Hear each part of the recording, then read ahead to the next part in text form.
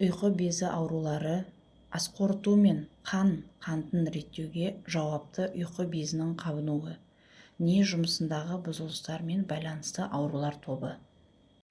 Негізгі ауру түрлері: панкреатит, ұйқы безінің қабынуы, жедел панкреатит, созылмалы панкреатит, қант диабеті, инсулиннің жеткіліксіз бөлінуі, киста немесе ісік, қатерлі қатерсіз түрі.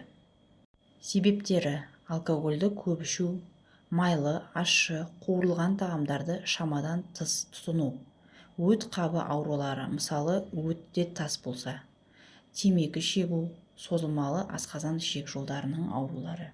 Генетикалық бейімділік, гормондық бұзылыстар, іштің жарақаты.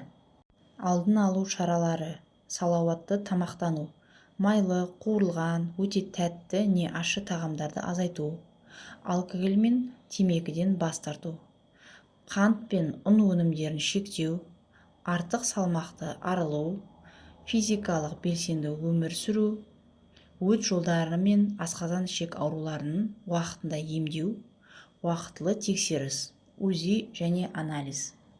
Маңызды: ұйқы безі ауырғанда іштің жоғары жағында қатты ауырсыну, лоқсу, құсу, тәбетсіздік байқалады.